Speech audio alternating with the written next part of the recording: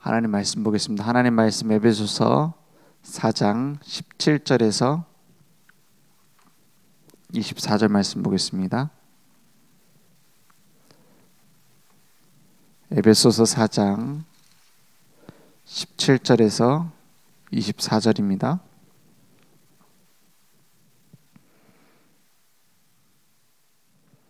천천히 한 목소리로 합독하겠습니다. 그러므로 내가 이것을 말하며 주 안에서 증언하노니 이제부터 너희는 이방인이 그 마음에 허망한 것으로 행함같이 행하지 말라. 그들의 총명이 어두워지고 그들 가운데 있는 무지함과 그들의 마음이 굳어짐으로 말미암아 하나님의 생명에서 떠나 있도다. 그들이 감각 없는 자가 되어 자신을 방탕에 방임하여 모든 더러운 것을 욕심으로 행하되 오직 너희는 그리스도를 그같이 배우지 아니하였느니라.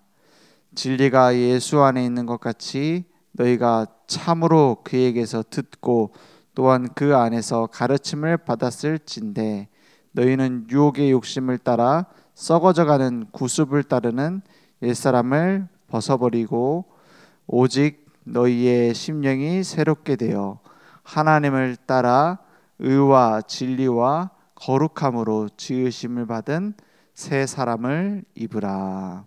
아멘. 옛사람을 벗어버리고 새 사람을 입으라 했어요. 옛사람이 뭡니까? 하나님 없는 불신자일 때 나를 말하는 거예요. 그래서 복음 안에서 우리의 삶의 옷을 바꾸는 겁니다. 우리의 모습과 우리의 지금 가지고 있는 체질이 언제 바뀌어집니까? 그 오래된 체질 잘 안 바뀌거든요. 왜 그 나이 들수록 옛날 얘기를 많이 한다잖아요. 그 최근 건 기억 안 나도 30년 전, 40년 전 일은 막 생각나서 얘기하잖아요. 왜 그러냐? 내 고착화된 것이 막 나오는 거예요. 거기에서 벗어나지 못하면 계속 그 생각에 매입니다. 옛날 생각에 거기에 딱 매인단 말이에요. 그걸 갱신하고 넘어서는 것은 하나님의 말씀으로 새롭게 되는 수밖에 없어요. 그래서 우리의 생각 먼저 고착화된 데서 나와야 됩니다. 그러면 마음도 바뀌어지게 되죠. 우리의 말도 행동도 습관도 달라지게 됩니다. 그럼 어떻게 그 생각을 먼저 바꾸겠습니까? 유일한 방법이 하나님의 말씀이 나를 이끌어 가시는 거예요. 우리 말씀을 묵상한다고 하죠. 말씀을 묵상한다고 할 때 제일 중요한 게 뭡니까? 내 생각을 없애야 된다. 이거 쉽지 않습니다. 내 생각을 막 죽여야 된다. 쉽지 않아요. 하나님의 생각, 하나님의 마음이 훨씬 옳습니다. 그것을 인정하고 무릎 꿇는 거예요. 그래야 우리의 뜻이 달라지게 돼 있어요. 그러면 복음 안에서 옛사람을 벗어버리자. 오늘 17절 말씀에 보니까 그러므로 내가 이것을 말하며 주 안에서 증언하노니 이제부터 너희는 이방인이 그 마음에 허망한 것으로 행함같이 행하지 말라 그랬어요. 이방인이 그 마음에 허망한 것으로 행한다 그랬어요. 그러니까 썩어질 것을 위해서 몸부림치며 사는 거예요. 그런 하나님 없다고 했을 때는 그 말이 맞아요. 이 땅에서 잠깐이라도 내가 더 어떻게 하면 이득을 볼까? 어떻게 하면 더 행복할까? 이걸 위해서 몸부림치는 게 맞아요. 근데 우리는 어디에서 온 사람들이죠? 하늘 보좌의 배경을 가진 사람들이에요. 이 땅에 살지만 우리는 이 땅의 백성이 아닌 하늘 백성이라 이 말이에요. 마치 우리가 잠깐 어디 여행 간다고 해서 동남아 여행 간다고 해서 그 나라 사람이 되는 게 아니잖아요. 나는 한국 사람이라는 시민권을 갖고 있어요. 대한민국 여권을 갖고 있어요. 그 나라에 있지만 누구의 보호를 받아요? 대한민국의 보호를 받아요. 그 배경을 갖고 있단 말이에요. 우리가 이 땅에 살지만 진짜 우리의 시민권은 하늘에 있다. 이 땅에 사는 것은 잠깐이지만 우리의 영원한 시민권은 따로 있다 이 말이에요. 그런데 왜 허망한 것을 따라갑니까? 이 땅의 잠깐의 것을 위해서 삽니까? 그래서 시간이 갈수록 우리는 더 복음 속에 갱신해야 돼요. 18절에 보니까 그들의 총명이 어두워지고 그들 가운데 있는 무지함과 그들의 마음이 굳어짐으로 말미암아 하나님의 생명에서 떠나 있도다 했어요. 무지함이 뭡니까? 하나님을 알지 못해요. 하나님이 분명히 계시고 우리의 창조주시고 우리의 전능주시고 우리의 구원주시고 우리의 심판주신데 그걸 모르니까 어떻게 됩니까? 자기 마음대로 살아요. 그죠? 무지함과 그들의 마음이 굳어짐으로, 그러니까 누군가 나를 보고 있다 이렇게 생각이 되면은 함부로 행동 안 하죠. 왜 우리 어디 가가지고 막 쓰레기 버리고 막 이렇게 하다 여기 CCTV 촬영 중입니다 이렇게 보면 어떻게 하죠? 함부로 안 버리게 되죠. 보고 있으니까. 근데 이제 차를 타고 가다 보면은 이게 뭡니까? 이게 신호 위반 단속 구역 이렇게 딱 써 있잖아요. 그 이동식 단속 구역 같은 데 보면은 카메라가 이제 이동해서 이제 있을 때가 있고 없을 때가 있잖아요. 근데 있을 때는 속도를 확 줄이겠죠. 여기 도로가 너무 잘 나가는 도로인데 뭡니까? 카메라 있으니까는 천천히 가야지 하고 가잖아요. 근데 그걸 지나가다가 그 안에 카메라가 없는 걸 확인했어. 없는 걸 확인했어요. 그럼 어떻게 하죠? 에이 뭐 카메라 없는데 하면 후석 가잖아요. 나만 그렇습니까? 그렇잖아요. 뭔가 의식을 덜 하게 되잖아요. 카메라 있을 수 있다고 딱 표시를 하는데 없다. 그러면 마음대로 하게 되잖아요. 자꾸 감각이 떨어지게 되잖아요. 그것처럼 하나님이 살아계시고 나와 함께 하신다라는 것을, 나를 보고 계신다라는 것을 의식하지 않으면 어떻게 되죠? 무감각하게 돼 있어요. 그러니까 죄를 짓는데도 마음대로 짓게 된다니까, 잘못하면. 그러한 하나님을 떠나서 총명이 어두워지고 그들 가운데 무지함으로 인해서 하나님을 모르니까 마음이 굳어져 버려요. 마음이 굳어져서 내 마음대로 살게 돼요. 그러니까 하나님의 생명에서 떠나서 내 나름대로 노력을 하고 있단 말이에요. 내 나름대로 최선을 다하는데 다 어디 가운데 빠지냐? 죄 가운데 빠진다 이 말입니다. 결국 감각 없는 자가 되어버렸다 그랬어요. 19절에 그들이 감각 없는 자가 되어 자신을 방탕함에 방임하여 모든 더러운 것을 욕심으로 행하되 그랬어요. 그러니까 하나님 없다고 말하는 사람들은 계속 죄 가운데 빠지게 돼 있어요. 종교라는 게 그나마 없는 것보다 훨씬 낫습니다. 그죠? 막 착하게 살아야 된다, 바르게 살아야 된다, 신이 지켜보고 있으니까 잘못하면 벌 받는다. 이게 차라리 없는 것보단 나아요. 물론 하나님을 그걸로 만날 수 없지만, 그죠? 그리스도가 필요하지 종교가 우리를 구원할 수는 없지만 그나마 종교라도 있는 게 못된 짓은 덜 하게 되더라고요. 예전에 중국에 공산주의가 뭡니까? 뭐 하나님 없다는 거 아닙니까? 하나님 없고 니네들 똑같이 나눠 가지면 행복해진다 이 말 아닙니까? 그러니까 제일 먼저 나온 게 뭐냐? 그 하나님 죽었다 이거잖아요. 즉 김일성이 이제 가족들 모아놓고 제일 먼저 뭘 했대요? 내가 이제 공산주의 그게 될 거고 우리가 이제 남한 쳐들어갈 거고 막 얘기를 했대잖아요. 가족들 모아놓고 거기서 이제 탈출해가지고 막 이제 믿음을 지키려고 그 김일성 그 가문이 원래 예수 믿는 집안 아닙니까? 모아놓고 뭐 했냐? 천장에다가 총을 쏘더래. 팡 쏘고는 하나님 죽었다 이러고 이렇게 자기가 북한은 이제 지배하고 이렇게 할 거다 이렇게 얘기를 했다고 하더라고요. 근데 거기 도망 나온 이제 가족 중에 한 명이 이제 남한에 와가지고 이제 부산에 피난 오고 그랬대잖아요. 제일 먼저 한 게 뭐냐? 하나님 없다라는 거예요. 하나님 죽었다라는 거예요. 그러니까 공산주의가 처음으로 중국이 이제 개방을 시작했잖아요. 자본주의를 받아들여서 이제 시장 경제를 받아들이고 이제 딱 하니까는 사람들이 당장 어떻게 됐냐? 돈밖에 없어요. 왜? 신도 없고 뭐 날 지켜보는 존재도 없으니까 마음대로 산다 이거예요. 그래서 중국에서 오신 그 전도사님 한 분이 얘기를 하더라고요. 그러니까 공산주의 사상이라는 것이 우상화가 돼가지고 똘똘 뭉쳐 있다가 이제 돈이 들어오니까 이제 돈이 우상이 돼버려야 돼. 그러니까 뭐든지 한대요. 돈 되면 뭐든지. 지금은 그런지 모르겠어요. 그때 당시에 이제 그 자본주의가 안 들어다 자본주의가 탁 처음 들어오니까는 다 돈에 미쳐갖고 뭐든지 해야 돼. 돈 때문에. 그래서 뭐 사람을 죽이기도 하고 뭐 아무런 죄책감도 없고 길거리에서 사람이 칼을 맞아 죽는데도 아무도 안 쳐다본대. 그런 얘기를 하더라고요. 그래 막 돈 된다고 하면 뭐 먹을 것도 막 다 바꿔가지고 뭐 플라스틱 갖다가 막 쌀도 만들고 막 그런 얘기를 하면서 그 근본이 뭐냐? 근본이 하나님 없다라는 사상에서 나왔다 하더라고요. 그럴 겁니다. 차라리 뭐 하나님이 있으니까 하나님이 아니라 뭐 신이라도 있으니까는 나를 벌 줄 수 있다 이런 생각이라도 하면 좋아요. 그게 나아요.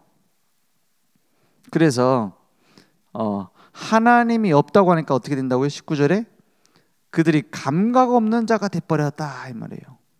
감각이 없는 자가 되어 자신의 방탕에 방임하여 모든 더러운 것을 욕심으로 행하되 그렇게 빠져버렸다 이 말이에요.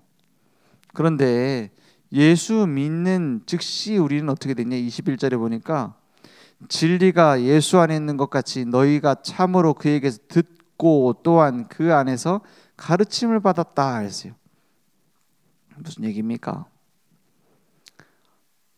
그리스도 안에 있는 사람이 어찌 죄에 대해 무감각하며 계속 빠질 수 있겠냐? 주님께서 내 안에 성령으로 함께 하시잖아요.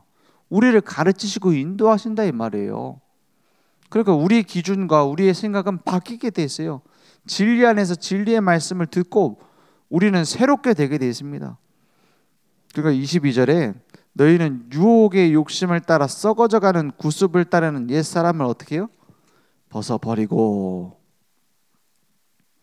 구습을 따르는 옛사람을 벗어버리고. 구습이 뭡니까?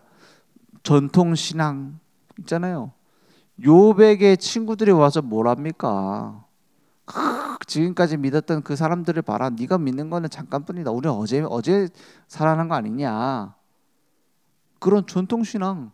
성경 중심이 아니라 인간의 전통을 중심으로 한 거예요. 우리가 성경 중심으로 돌아가지 않으면 우리도 전통 중심으로 갑니다. 그건 어떤 형식과 틀이에요. 그건 존중해야 되지만 중심이 돼서는 안 됩니다. 그죠? 우리의 한국교회의 전통 그게 배울 점이 많아요. 근데 그것이 성경보다 앞서면 문제다. 우상이 된다 이 말이에요. 사람 중심의 신앙. 니만 옳냐? 요번 때도 친구들이 와서 뭔 얘기합니까? 네가 몰라서 그래. 많은 사람들을 봐. 그죠? 네가 율법을 잘 지키지 않아서 그런 거 아니냐? 율법 중심, 전통 중심. 그런 게 구습 아닙니까? 그러면 인간 중심. 또 율법주의도 반대가 뭡니까? 방종하고. 그게 다 뭡니까? 옛날 거예요, 옛날 거. 그 막 요즘 나오는 문화가 뭡니까? 막 다원주의. 뭐 나만 옳은 게 아니다. 다른 사람 인정해야 된다. 좋은 말이죠. 그러면 내 성별도 자기가 원하는 대로 정할 수 있다. 남성 여성만 있냐? 뭐 열 몇 가지 성이 있을 수 있다. 20 몇 가지 성이 있을 수 있다. 온갖 걸 다 만들어요. 그러니까 존중해 줘야 된다. 존중은 너무나 좋은 말이죠. 그죠? 존중받고 싶잖아요. 기준 없는 존중은 방임이 됩니다. 아이들 존중해 준다고 하잖아요. 아이들 존중해 준다고 막 들었는데도 막 얘기를 들어줘요. 그걸 보고 방임이라고 해요. 그죠? 그런 식으로 막 가르치고 그런 식으로 배우고 그런 식으로 몸부림치고 살아요. 하나님께서 주신 기준이 아니라 내가 기준이 되니까는 전부 다 막 그래 되는 거 아닙니까? 그걸 보고 타락이라고 합니다. 그래서 이사야서 55장 6절에서 8절에 보면 6절에서 9절까지 보면 이렇게 되어 있습니다. 이사야 55장 6절에서 9절 보면 너희는 여호와를 만날 만한 때에 찾으라. 가까이 계실 때에 그를 부르라. 하나님이 어디 뭐 거리가 있습니까? 어디 가까이 있을 때가 있고 무슨 일주일에 한 번씩 한국을 들르고 이럽니까? 그런 말이 아니에요.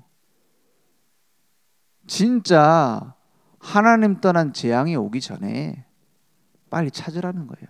7절에 악인은 그의 길을, 불의한 자는 그의 뭘 버리고요? 생각을 버리고. 내가 하고 있는 막 생각과 틀 때문에 못 보는 거예요. 그 생각을 버리고 여호와께로 돌아오라. 그리하면 하나님은 항상 그래요. 하나님은 심판의 하나님, 겁주는 하나님이 아니에요. 항상 그래요. 그가 긍휼히 여기시리라. 버리고 돌아오기만 하면 이스라엘 백성이 항상 안 버려요. 그거를 항상 예수님이 왔는데도 안 버려요. 예수님을 잡아 죽이는 그 사상이, 무서운 사상이 그게 뭡니까? 십자가에 매달아 버리는 그 사상이 뭡니까? 그걸 안 버려요. 우리 민족만 구원하시는 하나님이다. 그죠? 우리가 율법 잘 지키면 되는 거다. 우리가 열심히 살면 되는 거다. 그 사상을 안 버려요. 그 생각을 버리고 돌아오는데 안 그래요. 돌아오기만 하면 그가 긍휼히 여기시리라. 우리 하나님께로 돌아오라. 그가 너그럽게 용서하시리라. 돌아오기만 하면. 8절에 이는 내 생각이 뭐라고요? 너희의 생각과 다르며. 왜 생각을 버리고 하나님께 돌아오라고 합니까? 내 생각하고 하나님 생각 다를 수 있어요. 사실은 거의 다릅니다. 그죠? 오히려 어떤 사람이 그런 얘기를 하더라고요. 렘넌트가 얘기를 하는데 뭔 얘기하냐? 주로 내가 생각하는 반대로 하면 하나님 뜻이더라. 그런 얘기를 하더라고요. 아니 그러니까 뭐라고 하냐? 내가 기도를 안 해서 그런지 기도를 안 해서 그런지 내 생각하고 반대로 하면 하나님 뜻인 것 같아요. 이런 얘기를 하더라고요. 맞을 겁니다. 그죠? 우리가 짧은 몇 년 살았습니까? 영원하신 하나님과 비교돼요? 우리 IQ가 얼마나 됩니까? 무한하신 하나님과 비교돼요? 너희의 생각과 다르며 내 길은 너희의 길과 다름이니라. 우리가 생각하는 만사 형통은 뭐예요? 고속도로 좀 쭉쭉 뻗어갖고 내가 막 잘 되는 거 말하잖아요. 하나님이 말씀하시는 형통은 뭐예요? 노예로 보내서 요셉을 총리로 만들잖아요. 다윗을 도망자 신세로 만들어갖고 왕으로 세우잖아요. 우리랑 달라요. 그 길이. 너희의 길과 다름이니라.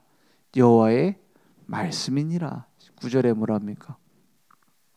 이는 하늘이 땅보다 높음 같이 내 길은 너희의 길보다 높으며 내 생각은 어떻게 해요? 너희의 생각보다 높으니라 했어요. 왜 내 생각을 자꾸 버리라고 하고 바꾸라고 하죠? 하나님의 생각이 더 옳기 때문입니다. 하나님이 나를 더 사랑하시기 때문이에요. 내가 나를 사랑하는 것보다 하나님이 나를 더 사랑해요. 그 증거가 뭡니까? 우리가 죄인 되었을 때, 우리가 아직 죄인 되었을 때 그리스도께서 우리를 위하여 죽으심으로 우리에 대한 자기의 사랑을 확증하셨습니다. 그래서 나보다도 나를 더 사랑하시고 내 생각보다 더 옳은 생각을 하시는 주님께 맡기는 게 맞잖아요. 그게 편안한 거잖아요. 그게 평안한 거잖아요. 그게 훨씬 좋잖아요. 좋을 수밖에 없잖아요. 그래서 내 생각을 바꾸라는 거예요. 왜냐? 그게 나를 향한 완전한 완벽한 하나님의 계획이 이루어지는 길이니까 맡겨버리는 거예요. 그래서 새 사람을 입으라. 하나님을 따라서 의와 진리의 거룩함으로 지으심을 받은 새 사람을 입으라 했어요. 그 새 사람을 어떻게 입습니까? 믿음으로. 예수가 나를 위해서 십자가에서 죄를 끝내시고 부활하신 그리스도이심을 믿음으로 우리는 새 사람을 입은 거예요. 고린도후서 5장 17절 말씀에 우리는 그 새 사람을 입도록 노력을 해야 된다. 물론 좋습니다. 그런데 이미 달라졌음을 믿어야 돼요. 그런즉 누구든지 그리스도 안에 있으면 뭐라고요? 새로운 피조물이라 했어요. 여기서는 새로운 사람이라고 표현하지 않고 새로운 피조물이라 돼 있죠. 이게 무슨 말일까요? 새로운 피조물이라. 우리는 고쳐 써서 될 존재가 아니에요. 그죠? 새로 창조를 해버려야 돼요. 그래서 새 생명이라고 하는 겁니다. 수술대에 올라가서 고칠 수 있는 사람이 아니에요. 죽은 존재입니다. 그는 허물과 죄로 죽었던 너희를 살리셨도다 했잖아요. 죽어있던 우리를 새 생명으로 새로 창조하신 거예요. 그래서 옛사람은 끝났어요. 이전 것은 지나갔으니 보라 새 것이 되었도다 했어요. 그죠? 내가 곧 길이요 진리요 생명이니 나를 믿는 자는 어떻게 돼요? 나로 말미암지 않고는 아버지께로 올 자가 없느니라 했어요. 나는 부활이요 생명이니 나를 믿는 자는 죽어도 살겠고 무릇 살아서 믿는 자는 영원히 죽지 아니하리라 했어요. 예수 그리스도 그 이름 자체가 생명이에요. 그러니까 그 생명을 내가 받음으로 말미암아 나는 영원히 다른 존재가 되어버렸어요. 영원히 새로운 피조물이 되어버렸어요. 그래서 날마다 우리가 할 건 뭡니까? 하나님의 은혜로 구원받은 것으로 감사할 것밖에 없어요. 고민 갈등은 내 것이 아닙니다. 염려는 내가 할 필요가 없는 거예요. 염려를 하지 말라는 말입니다. 아닙니다. 염려하니까 자꾸 문제 생기는 거 아니냐? 아니에요. 하나님이 문제를 주시는 이유는 우리와 생각이 달라요. 하나님은 그걸 길로 만들어요. 그죠? 내 길은 너희 길보다 높다 했잖아요. 그 문제를 통해서 하나님은 길을 만든다니까요. 근데 그 길을 안 가겠다고 고집 부리면 고생할 뿐이죠. 그래서 우리는 뭐 하면 되느냐? 믿음의 고백과 믿음의 결단밖에 할 게 없어요. 믿음의 결단은 뭡니까? 내가 누구냐는 거예요. 나는 새로운 피조물이고 오직 복음으로 나를 살리셨다. 거기에 내가 각인돼야겠다. 그거밖에 없습니다. 그래서 고치려고 하지 말고 바꾸려고 하지 말고 해결하려고 하지 말고 복음 속에 들어가면 돼요. 그럴 필요가 없습니다.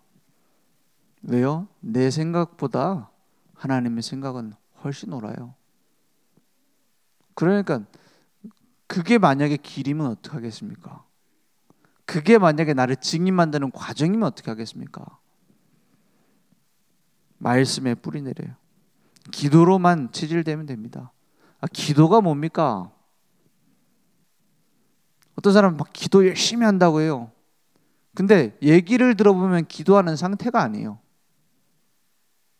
기도를 많이 하는데 막 2시간, 3시간씩 앉아 기도한대 자기는. 근데 얘기를 들어보면 기도하는 상태가 아니에요. 그럼 기도하는 상태라는 게 뭡니까? 간단하게 말해서 하나님이 이루시는 믿음의 상태가 아니란 말이에요. 기도하면은 뭐가 됩니까? 그래 하나님이 하시는 거구나. 여유가 생기고 힘이 생겨야지 기도하는 상태 아닙니까? 시간은 많이 들이는데 기도하는 상태가 아니라 그럼 엄청 손해죠. 그러면 기도가 뭡니까? 우리 아이들한테 그렇게 가르쳐줘요. 야, 기도할 때 자세를 갖고 얘기를 해줘요. 기도하면은 주로 손을 모으고 눈을 감고 무릎을 꿇지. 물론 그렇게 안 해도 기도는 합니다. 걸어다니면서도 기도하고 뭐 언제든지 기도할 수 있는 건데요. 근데 가르쳐주기 위해서 기도가 뭐냐는 거예요. 왜 기도할 때 눈을 감냐? 막 세상에 볼 거 많잖아요. 대단한 게 많잖아요. 그걸 바라보지 않고 그리스도를 바라보는 게 기도다. 네가 10분이라도 그럴 수 있으면 된다. 10분만 기도 시작, 기도 끝 한단 말이 아니에요. 그 상태가 10분만 내도 너는 변화된다. 그리스도만 바라보는 거다. 왜 손을 모으죠? 손 모으고서 높은 데서 뛰어내리면 뭐 잡을 수 있어요? 손 모으고서 뛰어가면 뭐 잡을 수 있어요? 다른 걸 안 붙잡고 그리스도 붙잡는 게 기도다. 무릎 꿇는 거는 무슨 의미죠? 무릎은 이제 내가 잘못했을 때 꿇죠. 반대로 그 신하가 존경하는 왕을 두고 내 생명을 주관하시는 왕 앞에 존경하는 마음으로 무릎을 꿇는 거다. 그래서 기도는 하나님 앞에 항복하는 게 기도다. 네가 만약에 이 상태를 하루에 5분만 유지할 수 있다? 5분만 가질 수 있다? 나머지는 다 바뀌게 돼 있다. 그게 기도다. 이렇게 얘기를 해줘요. 막 중얼중얼 기도라는 행위를 하는 게 기도가 아닙니다. 내가 그리스도만 바라보는 상태가 있는가? 내가 그리스도만 붙잡을 수 있는 시간이 있는가? 내가 하나님 앞에 항복하고 무릎 꿇는 시간이 있는가? 그게 기도입니다. 기도의 사람이라는 것은 그런 것입니다. 오늘 우리가 새 사람을 이미 입었어요. 새 생명을 얻었어요. 그러면 남은 것은 기도밖에 없어요. 오늘 그러한 복음의 절대성을 깨닫는 시간, 말씀 앞에 민감성이 있는 시간, 오직 그 이름만 붙잡는 의존하는 시간이 회복되길 바랍니다. 기도하겠습니다. 하나님 감사합니다. 오늘도 예수는 그리스도, 나의 모든 문제 해결자이심을 믿습니다. 이 나라의 237 나라 5천 종족의 모든 문제 해결자이심을 믿습니다. 오늘 그 언약 붙잡고 나와 현장을 변화시키고 나라를 변화시키고 모든 민족을 살리는 증인의 삶을 회복할 수 있도록 역사해 주옵소서. 예수 그리스도 이름으로 기도했습니다. 아멘. 하늘에 계신 우리 아버지여, 이름이 거룩히 여김을 받으시오며 나라의 임하옵시며 뜻이 하늘에서 이룬 것 같이 땅에서도 이루어지리이다. 오늘날 우리에게 일용할 양식을 주옵시고 우리가 우리에게 죄진 자를 사여 준 것 같이 우리 죄를 사여 주옵시고 우리를 시험에 들게 하지 마옵시고 다만 악에서 구하옵소서. 대개 나라와 권세와 영광이 아버지께 영원히 쌓옵나이다. 아멘.